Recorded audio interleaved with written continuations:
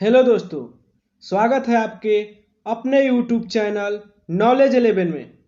दोस्तों, आज का हमारा वीडियो बहुत ही खास होने वाला है क्योंकि आप जानते हैं इस बार एसएससी, रेलवे, आरपीएफ और बिहार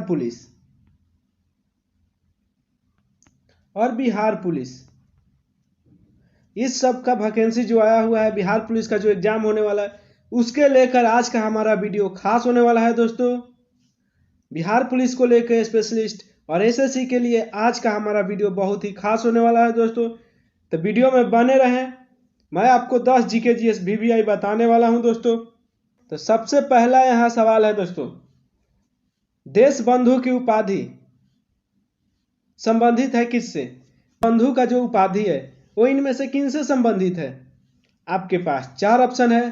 पहला बी आर अम्बेडकर, दूसरा बिपिन चंद्र पाल, तीसरा रविंद्रनाथ टैगोर, चौथा चित्तरंजन दास। तो दोस्तों, देश बंधु की उपाधि चित्तरंजन दास से रिलेटेड है। किससे संबंधित है दोस्तों? चित्तरंजन दास से संबंधित है। देश बंधु की उपाधि किससे संबंधित है दोस्तों? चित्तरंजन दास को ही देश बंधु के नाम से जाना जाता है। किनको जाना जाता है दोस्तों? देश बंधु चित्तरंजन दास। चलिए दोस्तों, अब चलते हैं हम अपने अगले नंबर सवाल, जो कि हमारा है, किस काल की लिपि को चित्रकार लिपि कहा जाता है? किस काल की लिपि को चित्रकार लिपि कहा जाता है? आपके पास 4 ऑप्शन है। पहला सिंधु काल, दूसरा वैदिक काल, तीसरा गुप्त काल, चौथा मौर्य काल। तो दोस्तों, सिंधु काल को चित्रकार लिपि काल कहा जाता है। किसको कहा जाता है दोस्तों? सिंधु काल को। सिंधु जो सभ्यता थी दोस्तों, उस समय जो लोग पढ़े लिखे थे वो लोग चित्रकारी के माध्यम से, चित्र के माध्यम से कुछ भी लिखते थे जिसे लोगों को मालूम चलता था। तो चित्रकार लिपि सिंधु काल में विकसित है। चलिए दोस्तों, अब चलते हैं अगले नंबर सवाल, जो कि हमारा है, किसने कहा था स्वतंत्रता मेरी जन्मसिद्ध अधिकार है? किसने कहा था स्वतंत्रता मेरी जन्मसिद्ध अधिकार है? आपके पास 4 ऑप्शन है। पहला बाल गंगाधर तिलक, दूसरा दयाराम साहनी, तीसरा महात्मा गांधी, चौथा भगत सिंह। तो दोस्तों, स्वतंत्रता मेरी जन्मसिद्ध अधिकार है, ये बाल गंगाधर तिलक ने कहा था। किसने कहा था दोस्तों? बाल गंगाधर तिलक जी ने। स्वतंत्रता मेरा जन्मसिद्ध अधिकार है, ये किसने कहा था दोस्तों? बाल गंगाधर। ये क्वेश्चन बिहार पुलिस में भी, एसएससी में भी, रेलवे में भी बहुत बार पूछा जा चुका है दोस्तों। तो चलिए दोस्तों, अब चलते हैं अपने अगले नंबर सवाल, जो कि हमारा है, अर्जुन अवार्ड किस क्षेत्र में प्रदान किए जाते हैं? अर्जुन अवार्ड किस क्षेत्र में प्रदान किए जाते हैं? आपके पास 4 ऑप्शन है। पहला खेल, दूसरा नृत्य, तीसरा संगीत, चौथा इनमें से कोई नहीं। तो दोस्तों, अर्जुन अवार्ड खेल के क्षेत्र में दिया जाता है। किस क्षेत्र में दिया जाता है दोस्तों? खेल के क्षेत्र में दिया जाता है। अर्जुन अवार्ड किस क्षेत्र में दिया जाता है दोस्तों? खेल के क्षेत्र में दिया जाता है। चलिए दोस्तों, अब चलते हैं अपने अगले नंबर सवाल, जो कि हमारा है, स्किल इंडिया योजना का लक्ष्य क्या है? स्किल इंडिया योजना का लक्ष्य क्या है? आपके पास 4 ऑप्शन है। पहला कौशल विकास, दूसरा सब पढ़ें, तीसरा घर घर गैस, चौथा इनमें से कोई नहीं। एक बार फिर से ऑप्शन सुनिए दोस्तों। पहला कौशल विकास, दूसरा सब पढ़ें, तीसरा घर घर गैस, चौथा इनमें से कोई नहीं। स्किल इंडिया योजना का लक्ष्य कौशल विकास है। क्या है दोस्तों? कौशल विकास है, यानी युवाओं को रोजगार देना। कौशल विकास यानी युवाओं को रोजगार देना। आपने देखा हो हर एक स्टेट में कौशल युवा कार्यक्रम प्रखंड लेवल पे है, तो ये स्किल इंडिया योजना का लक्ष्य है। चलिए दोस्तों, अब चलते हैं अपने अगले नंबर सवाल, जो कि हमारा है, राष्ट्रीय महिला आयोग अधिनियम किस वर्ष पारित किया गया? राष्ट्रीय महिला आयोग अधिनियम किस वर्ष पारित किया गया? आपके पास चार ऑप्शन है।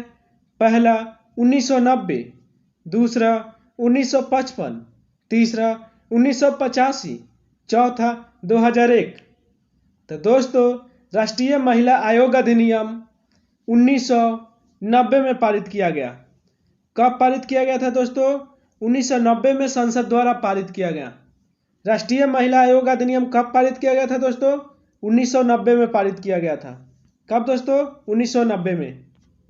चलिए दोस्तों अब चलते हैं अपने अगले नंबर सवाल, जो कि हमारा है छोटा नागपुर पठार की सबसे ऊंची चोटी। छोटा नागपुर पठार की सबसे ऊंची चोटी। आपके पास चार ऑप्शन है। पहला पारसनाथ, दूसरा रणथंभौर, तीसरा अरावली, चौथा एवरेस्ट। तो दोस्तों छोटा नागपुर का पठार का सबसे ऊंची चोटी पारसनाथ है। क्या है दोस्तों? पारसनाथ है। छोटा नागपुर के पठार की सबसे ऊंची चोटी क्या है दोस्तों? पारसनाथ। क्या है दोस्तों? पारसनाथ। चलिए दोस्तों अब चलता हूं अपने अगले नंबर सवाल, जो कि हमारा है ड्राई आइस क्या है? ड्राई आइस क्या है? आपके पास चार ऑप्शन है। पहला ठोस कार्बन डाइऑक्साइड, दूसरा ऑक्सीजन, तीसरा नाइट्रोजन, चौथा इनमें से कोई नहीं। एक बार फिर से ऑप्शन सुनिए दोस्तों। पहला ठोस कार्बन डाइऑक्साइड, दूसरा ऑक्सीजन, तीसरा नाइट्रोजन, चौथा इनमें से कोई नहीं। तो दोस्तों ड्राई आइस ठोस कार्बन डाइऑक्साइड है।